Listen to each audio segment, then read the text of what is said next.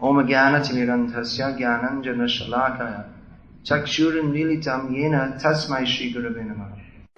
I'll continue speaking on the same verse that Srimad Radhanath Swami was speaking on. Each verse can be spoken on unlimitedly, because Bhagavatam is unlimited. Krishna Tula Bhagavat Vibhu Sarvashray Prati Shloke Prati Akkare Nana Artha Koi. Chaitanya Mahaprabhu said that Bhagavatam is the same as Krishna, is all powerful, can give all shelter to others.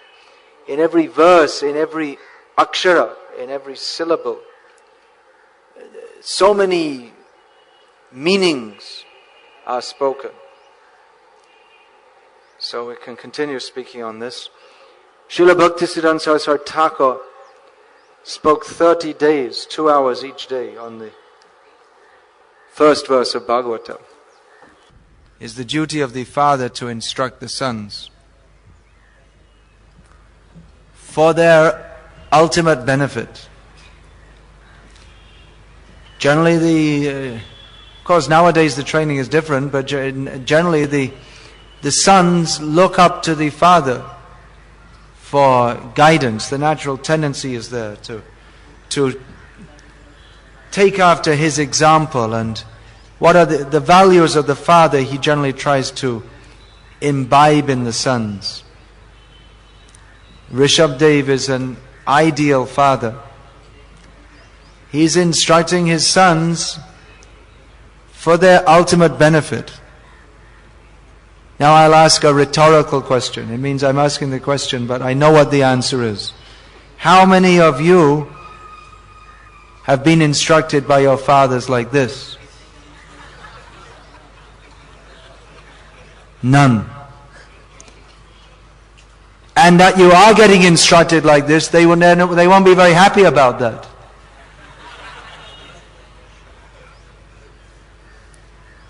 They will instruct you just the opposite.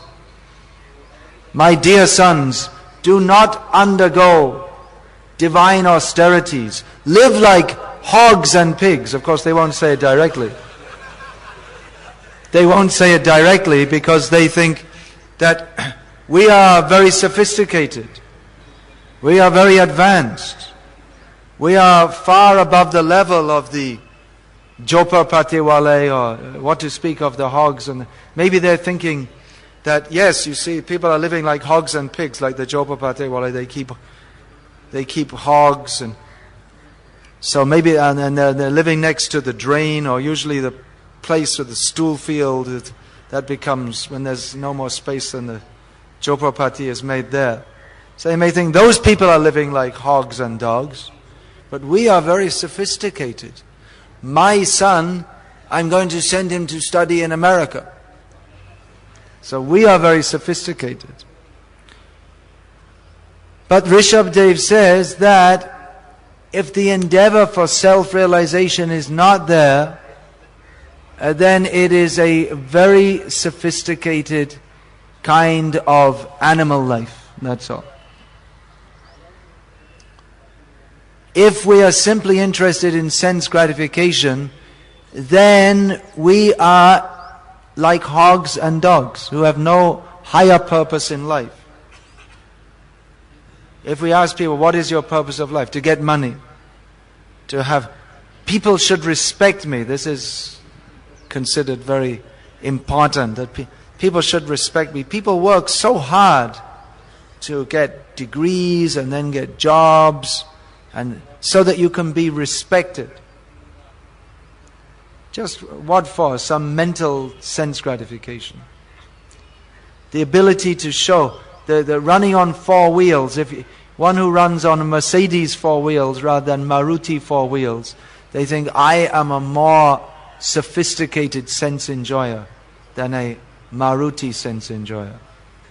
Of course, Maruti actually means Hanuman, but nowadays they forgot that. Nowadays Maruti means a tin can car that you drive around. A Mercedes is also a tin can, it's just a more expensive tin can, that's all.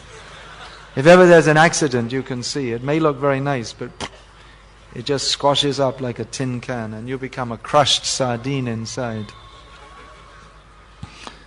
So this, Prabhupada was pointing this out. No, Prabhupada means he's an acharya. It's the duty of every acharya to point this out. Srimad Bhagavatam, people generally think Srimad Bhagavatam is some stories about Krishna dancing and stealing butter. That's true. That is the essence of Bhagavatam. But we cannot understand this or appreciate this unless we go through the teachings of Rishabdev, unless we go through the teachings of Shukadev Goswami. Shukadev Goswami, how does he begin his teachings? He doesn't start off immediately, well, there are a few gopis and then Krishna was dancing with them. He doesn't start off like that. This is Adi Ras. That is the spiritual, transcendentally pure relationship between Krishna and the gopis. But to appreciate that, first of all, we have to give up our attempts at enjoying Vikrita Ras, transformed rasa. So Shukadev Goswami, he begins his teachings, Nidraya hriyate vaktam, Vyavasayana vavavayaha, Divachatehaya rajan kutumba bharanenava. He starts off by teaching that, see, all these materialistic people, they're simply engaged, they spend their nights in sleeping and sex indulgence, and their daytime very busily working to maintain their family members. So Rishabdev is dilating on this theme. That what is the difference between the average, respectable person and a hog? Well, you can say, well, the hog has 4 legs and kind of not very good looking and overweight, different diet. So it seems to be different in all kinds of ways, but in consciousness more or less the same. Because the hog is simply interested in sense gratification, and the human being is simply interested in sense gratification. And the difference, what is the difference? Well, just wait one lifetime around and there won't be any difference, because who is enjoying sense gratification in the human form of life will be in the hog form of life. So it's just a different covering on the body. There are different coverings on the soul. We attain different coverings according to that verse I was forgetting yesterday. Shotram chakshus spashanam cha rasanam granam evacha adhishtanam manas chayam vishayam upasevate. We are all serving the objects of the senses of the human form of life, which is meant for understanding Krishna. Rishabdev is giving this realistic instructions to his sons. Sometimes fathers give realistic instructions to their sons that, son, life is really tough, you got to be tough. That's what they call realistic, but that's only one level of realism. They don't know what reality is. Therefore, whatever advice one gives in illusion simply serves to perpetuate that illusion. The Rishabdev, he is giving the actual teachings that qualify one to be an actual father. The father is supposed to be the guru. But as Rishabdev says, later on in this section, his teachings to his sons, Guru nasasyat, Swajano nasasyat, Pita nasasyat, Swajana nasasyat, Daivang natasyan napatischa shasyam, Namochi adya samupetu mrityam. That one is not qualified to be a guru, Janani nasasyat, or a mother.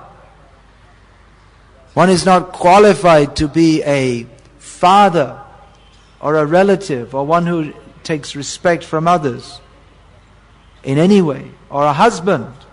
unless one is able to deliver one's dependence from birth and death. When we think, what is the quality to be a father? Well, find a wife. That's the only qualification. Or in the modern, actually not even wife, is boyfriend, girlfriend.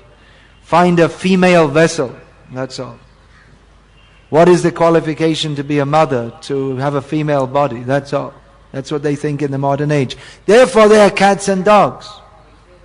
Because the only qualification for a cat or a dog, or for a kuti to be a mother, is to find a kutta. They don't have to find, the kutta finds them. So there's no real qualification. Just get out on the street and it happens. And after some time, the kuti becomes the proud mother of 5 or 6 little kutte. And life goes on in this way. So they have no higher teachings. What is their qualification? Just to be in that body, that's all. But human life is meant for God realization. Therefore, it's not that simply one has a body and it gets impregnated by another body, and then out of your body comes some other bodies.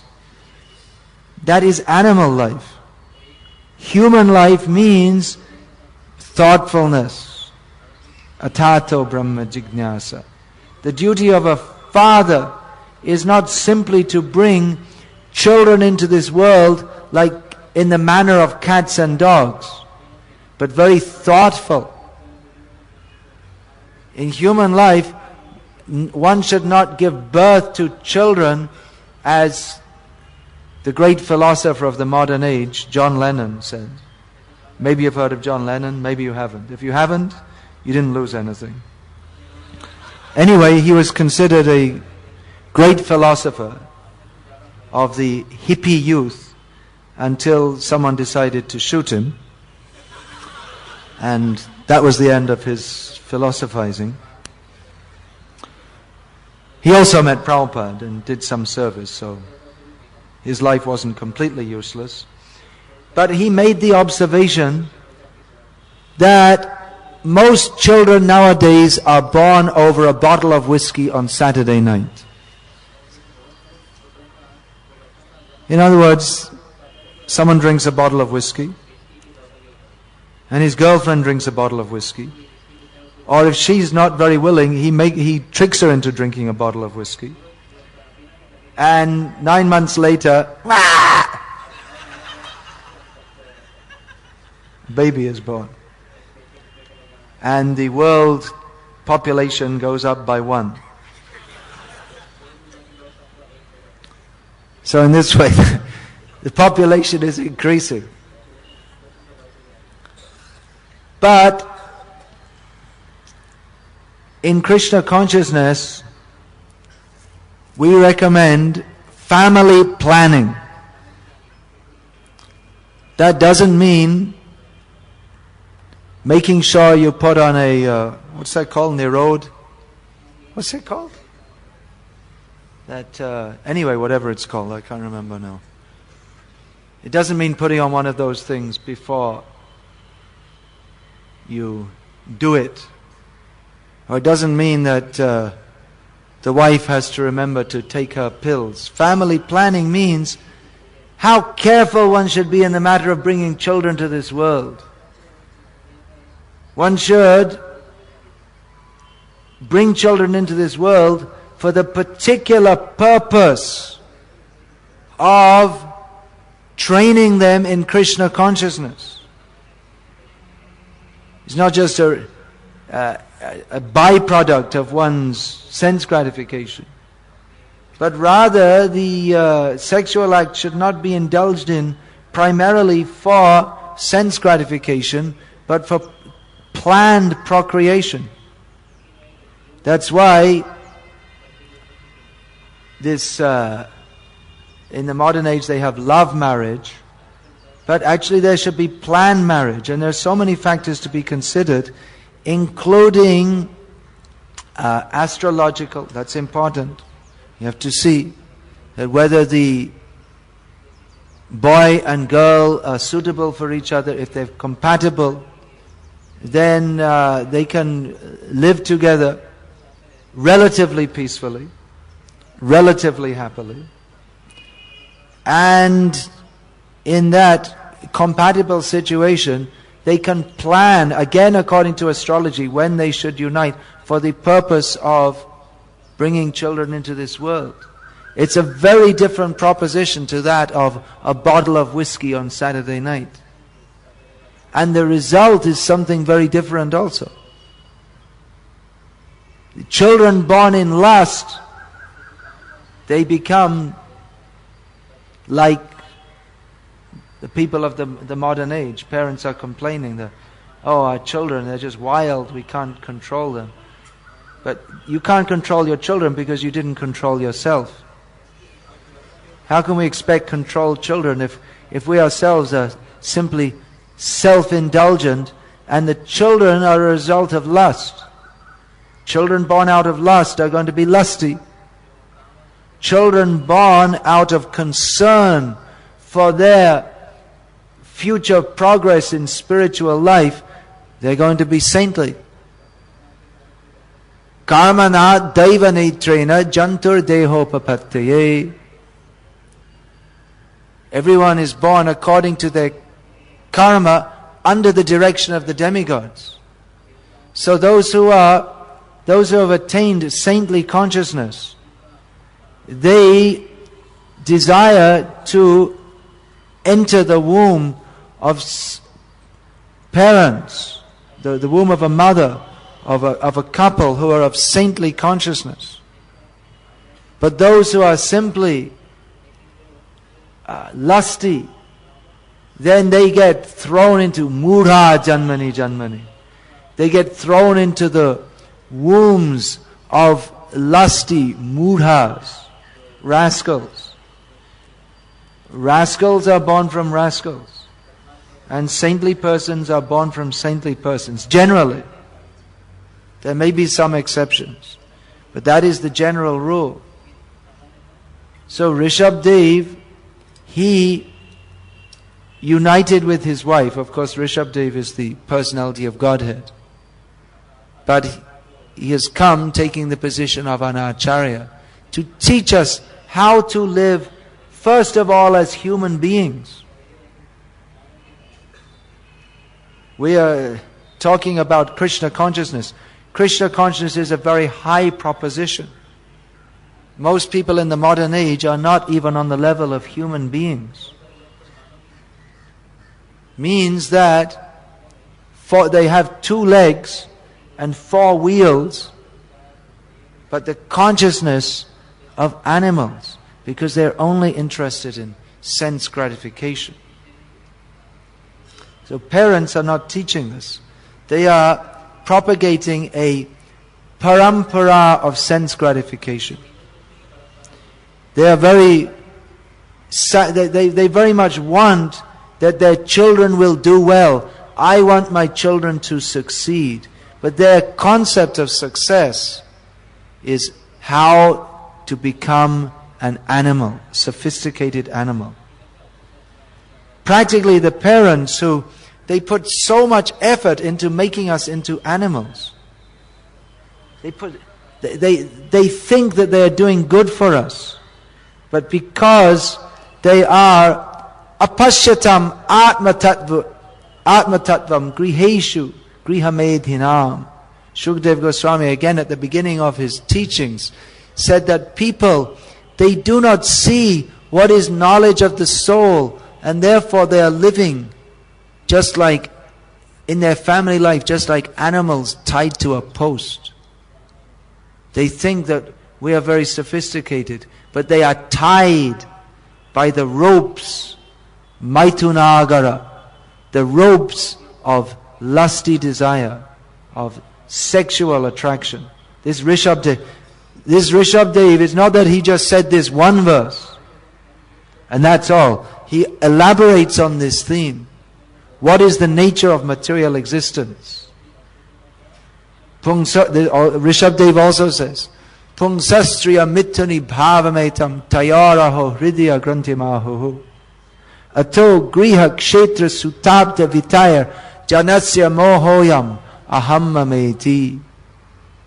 Rishabdev is very frank with his sons, telling them that the basic principle of material existence is attraction between male and female. Again, this is another reason why we can see it's not simply some kind of dogmatism or some kind of fanaticism, but it's scientific.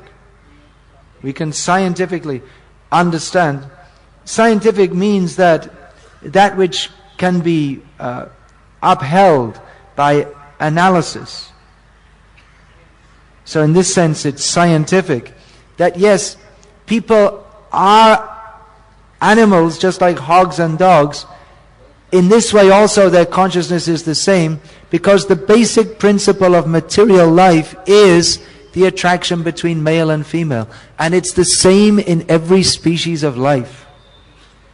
Just like we have Miss World Show, Miss Universe, we think if we see a female body that is what we have a concept of a female body that is very beautiful. It should be shaped just like this, and the eyes should be like that, and the eyebrows should be like that, and the lips should be like this, and the ears should be like this, and the hair should be like this. And on the basis of that, people spend so much money going to beauty parlors to change the shape of their eyes, or to put some makeup to make it look shaped differently to what it is, or if it's shaped the way that's considered nice, they want to enhance that. They spend so much money. Nowadays it's a big income cosmetic dentistry. That you have your teeth sticking out in 5 different directions. Get a brace and put them on so that it looks nice. So what is the purpose of all this? So that one will look attractive to the opposite sex. That's all. So just like we are thinking that this young lady is very beautiful and very attractive, and we think that if only I could marry a woman like this, then my life would be perfect. But the hog is thinking the same thing. Not about the woman, but about Mrs. Hog. Not Mrs., they don't get married, but Miss. The world, Miss World of the hogs should have a very big belly and a big nose and sing sweet poetry. Oh, when the hog hears the sweet poetry of Miss Hog, he faints, he falls in the stool. It's the same thing. It's the same attraction. Therefore, we are living like hogs and dogs. It's the same attraction. The only thing is, in the human form of life, we have to work damn hard to get our buoy or whatever. We have to work. The hog, he has it. Actually, if you consider the hogs, they're enjoying sense gratification much more than us, because if you want to have a wife, you have to work hard. In Thai, I was living in Thailand. It's spelled Thai, Thailand. So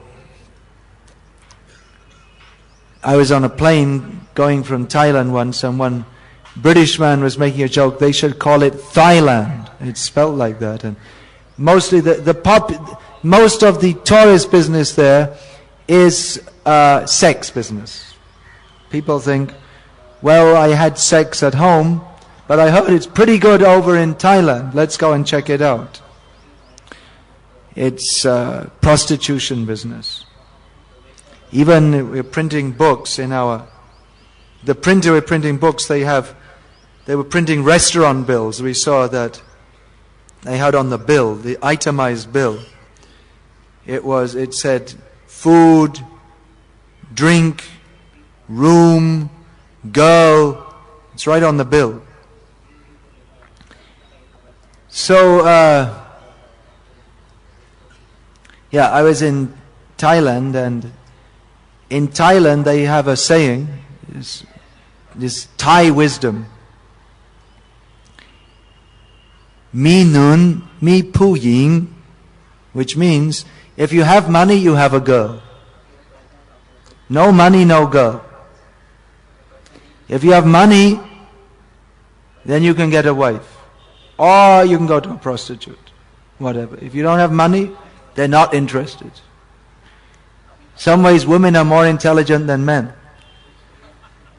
When they look at a man, they don't just look at his... I don't have anything like that, but you can just imagine. I'm just a scrawny, skinny, no muscles. I'm not going to win the Mr. World contest, am I? Anyway, the women, they look at the big... they're not looking at that. Which part of the body does the woman look at? Is it the face? Or the big muscles? Or the big chest? They're looking at the chest. At the pocket. How much money is there? That's what they're looking at. They're more intelligent because they know there's going to be children, and then we need money. I have to have silk saris and gold and bangles and all this kind of thing. So, in many ways, the hog is in a better position than we. Because he doesn't have to go and work hard to get the money. This Miss Hog is having a party, and he just goes and joins in. That's all. No fees. No money to be earned. Dogs also. But the dogs, they have to fight. That's all. Over one doggy or kuti. But it's the same thing. But human beings, we have to go through so much endeavor. Prabhupada used to quote Marshall's economic theory, that the basis of all economics is family life. Because if there was no sexual attraction, then we wouldn't have to bother about earning, maintaining home, all this kind of thing. We'd just chant Hare Krishna and be happy. And why are we not chanting? We're chanting Hare Krishna and we're not being happy sometimes. Devotees come and say, oh, I have this problem, that problem, and this, my mind. And what does it all come down to? Pungsastriya mituni bhavametam tayaraho hridya grantimaho. All the problems we have. Now we're going to have a seminar. Material problems, spiritual solutions. There are not material problems. There are not material problems. There's only one problem, which takes many forms. And that problem is our forgetfulness of Krishna, which is manifested in this world as attraction to Krishnetara, everything which is conceived of as being separate from Krishna, and particularly the sexual attraction. So that sexual attraction that expands, this Marshall's economic theory, he didn't know it, but it's derived from Srimad Bhagavatam. Ato griha kshetra sutate vitaya. When one has a wife, then he has to think of home, ato country or land, then money, children, relatives. That's why woman, one word is stri. Stri comes from the same root as vistar. Everything becomes bigger. That I remember many years ago, I saw one of my friends, devotee. He was brahmachari. He used to travel with just one small bag. And then one day I saw him coming up the stairs with big backpack on his heavy backpack and pulling up 2 heavy suitcases. I said, "What happened to you?" He said, "It's not just me, it happens to everyone who gets married. That's what happens. Your luggage increases. More possessions. Because we feel secure if we have a home and possessions. People fill up their homes with so many rubbish things, especially in the modern age. You open a cupboard and so many useless broken toys fall out. People, they accumulate so many things. You see the shoe rack and you think there's 50 members of the family when it's only 3. Actually 4. Hum do, hamare do. But 3 means husband, wife, child and dog. But the dog doesn't wear shoes. So many pairs of shoes. They have high-heeled shoes and then house slippers and then boots and running shoes and so many different things. Not necessary, but accumulating unnecessary things. Because people, they feel secure that, and they put photos on the wall to show, Hamdo, here this is our wedding photo.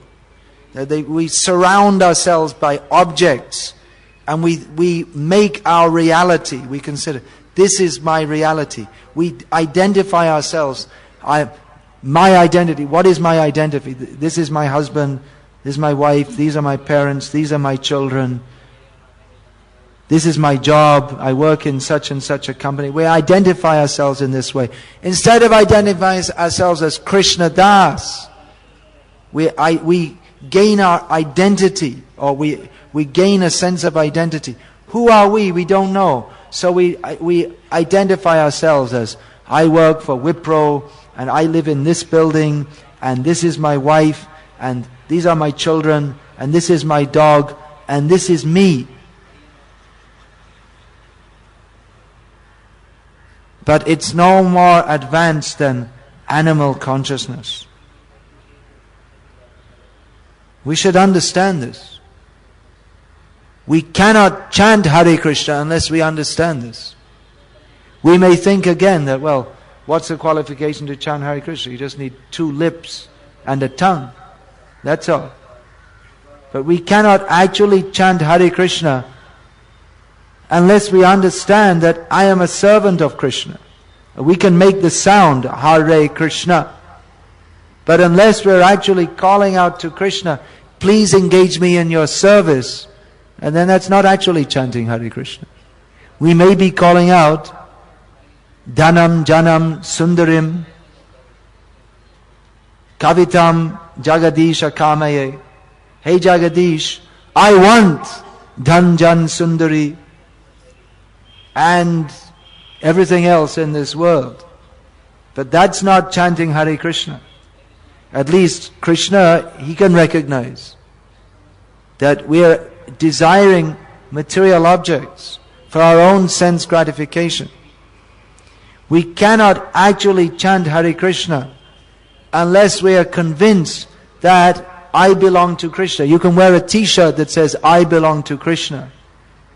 But that consciousness has to be imbibed. As long as we are thinking that I have anything to enjoy in this material world, as long as we have any prospect that I shall enjoy myself in this material world, then we cannot actually chant Hare Krishna.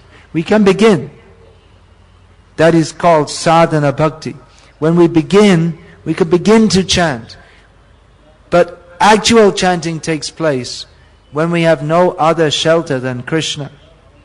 If we don't even have the desire to become purified, if we're thinking that let me live happily in this world, that means that we haven't understood what Krishna consciousness is. This, we may think, well, this is very strong preaching, but this is teaching of reality. The reality is that we are chained up in this material world by the ropes of desire for sense gratification. If we have the human form of life, but we simply desire sense gratification, then we lost our opportunity. Uttishta, Jagrata, Prapya Varana Bodhata. The Upanishads exhort us.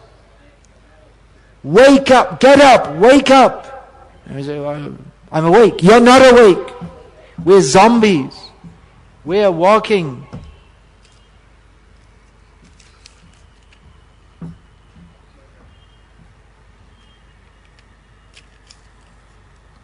We are walking in illusion. We're not awake to the reality, to our necessity, our real necessity. So here an objection has come.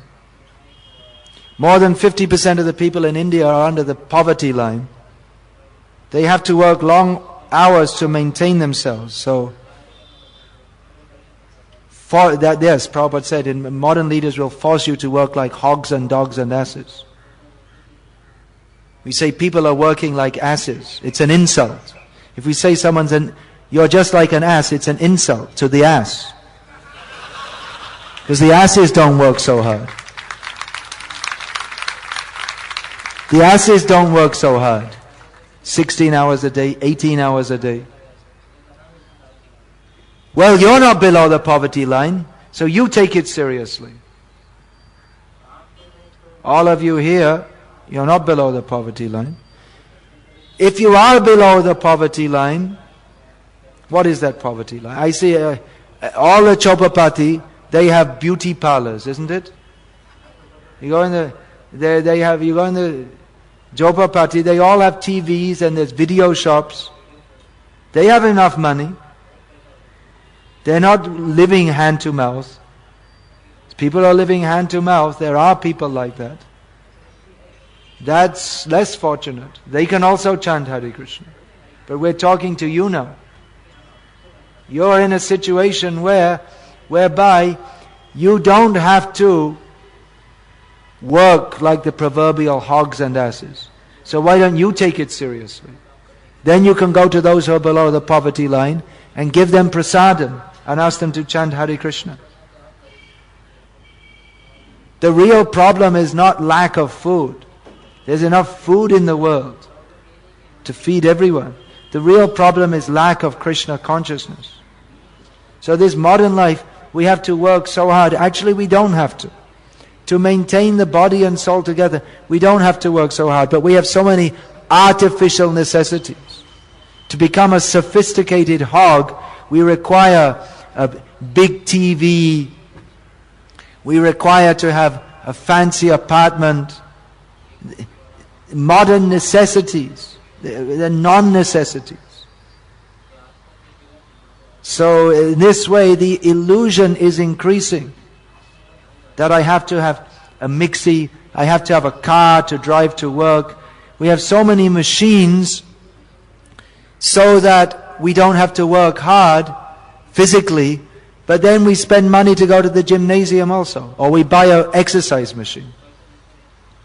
We have a mixie machine so the women don't have to grind the idli mix. But then they buy an exercise machine. So why don't they just grind the idli and then you don't have to have an idli machine? You don't have to have an exercise machine, but it's below their dignity. How can I grind by hand? How can I wash clothes by hand? I need a washing machine. It's below my dignity to personally wash the cloth. So you have to go out to work hard to buy a machine to do all the work which you could do by staying at home. Nowadays the women have to go to work because it's below their dignity to stay at home. But they have to work to buy the machines to do the work which they would do if they were staying at home. So you could just stay at home and do the work, but it's below their dignity. It's insane. The whole society is insane. But we're thinking it's very sophisticated and very advanced. We should study the teachings of Rishabdev. As long as we're thinking that there's anything for me to enjoy in this world, then we cannot appreciate Krishna consciousness. The desire for material enjoyment is like a witch that sucks our blood. Worse, the witch just sucks the blood and then we die. But those who spoil our spiritual opportunity, they're worse. Just like we say, Hitler was very bad. Stalin was very bad. They killed so many people. But they only killed the bodies. Worse are those who are killing the spiritual lives of others, who are spoiling the opportunity for spiritual progress. They're worse.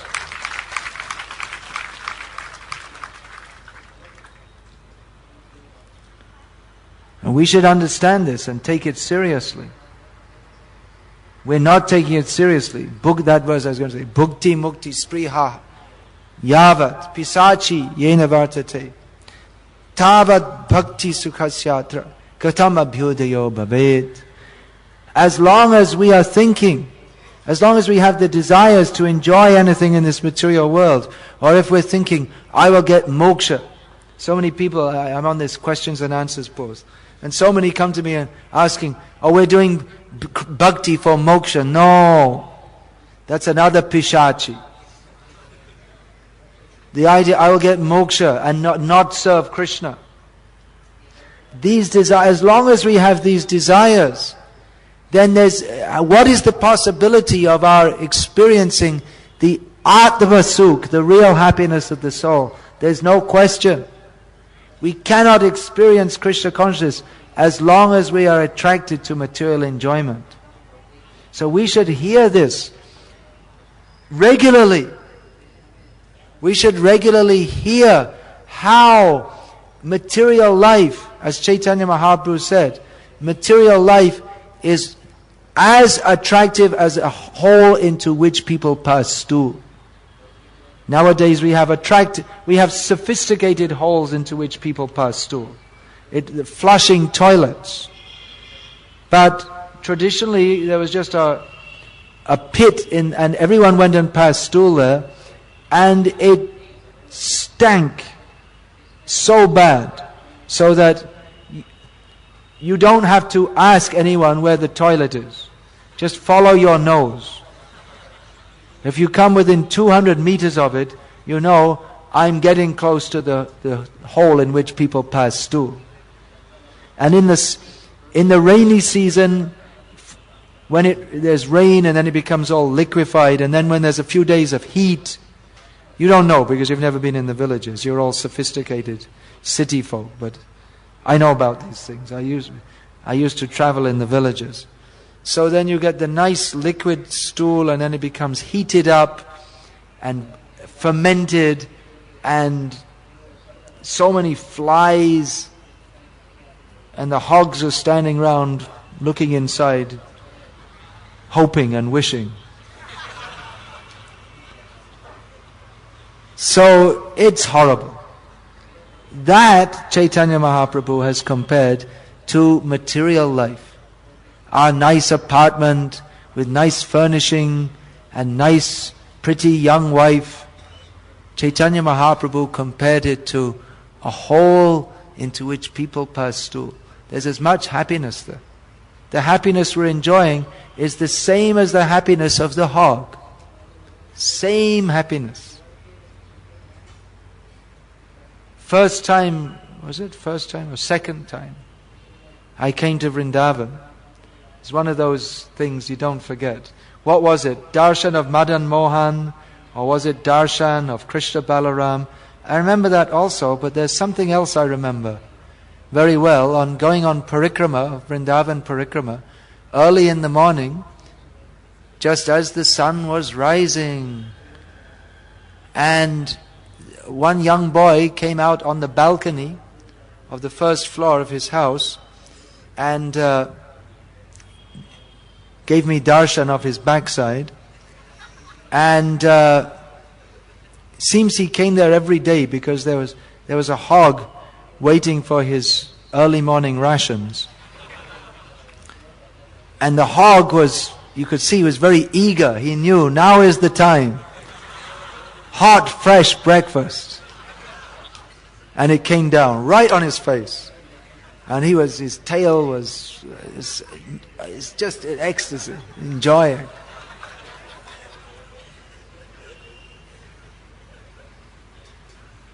That is the same as our enjoyment. Same. No difference. But we don't. Same thing. If we can see that, then we can start to see with the eyes of reality. Tattva Gyan. Tattva Gyan culminates in Krishna's dancing with the gopis, but it begins with understanding that our sense gratification is qualitatively not different from that of the hogs, only quantitatively the hog has more. That's all. Without the hard work, working more than an ass. So we should see this, because Maya is pulling us. Maya is always telling us that, well, it's not so bad. It's quite good, actually. You know, they tell you like that, but you don't want to be too fanatical. You have to be realistic, balanced, you see. Balanced life. So, actual balanced life means 100% Krishna consciousness and 0 sense gratification. That is the correct balance. What is the proper balance between sense gratification and Krishna consciousness? 0 one side and 100% the other. But we're fools. We're attracted to sense gratification. So therefore we say, yes, all right, if you like, you can dovetail your desires and this and that. But we should understand that as much as we have material desires, that much we are simply foolish, that much we are cutting ourselves off from Krishna. The real mistake of material life is not that we suffer repeated birth and death, not that we become hogs and dogs and cats. That is not the real problem. That is only the result of the problem. The real problem is that we are cutting ourselves off from Krishna. What is the suffering of material life? We say Janma Mrityu Jara Vyadhi, Punarapi Jananam, Punarapi Maranam, Punarapi Janani Jaktare Shayanam, Adhyatmik, Adhibhotik, Adidaivik Klesh. So these sufferings are only there because we are so foolish. We don't realize that our real suffering is that we have cut ourselves off from Krishna. So Krishna very kindly gives us the suffering of material life. He gives us that just so that we can begin to understand, to wake up, that we are not meant to be in this material world. We are meant to be dancing with Krishna. We are meant to be serving Krishna. But we don't realize that. Therefore, Krishna, out of His kindness, gives us the sufferings of material life. But we should be intelligent enough to hear Rishabdev, to hear Shukdev Goswami, to hear the Acharyas, and realize that when the Acharyas tell us that we are living like hogs and dogs, it is not their fanaticism, or it's not just some kind of joke that they say. This is the reality. It's extremely serious. Now there's this tsunami. People are thinking, this is very serious. But everything in material life is a disaster. Every single thing. Oh, my son became #1 in the whole of Maharashtra. Disaster. Now he's in a bigger illusion,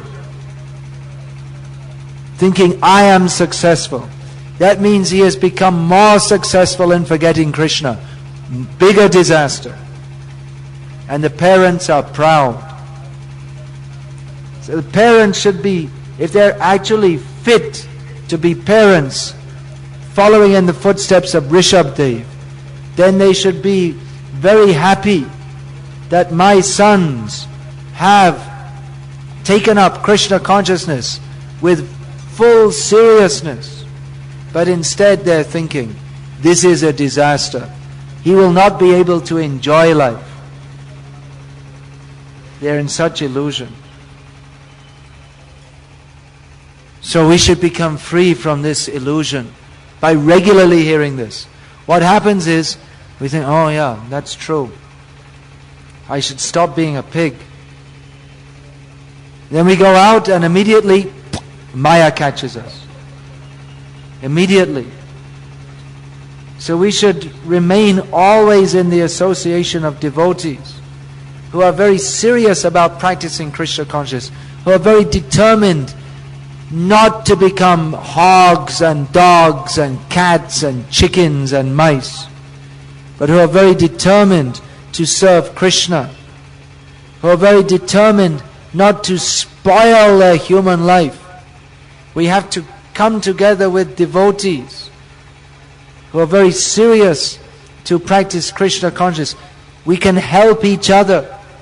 We are weak before Maya, but we can help each other to become strong in Krishna consciousness and discuss these points. We should regularly discuss these points. Prabhupada said the whole world is running on this genital problem. He said it in a more graphic manner. I won't say it here because he said it privately. It's not something to be said publicly.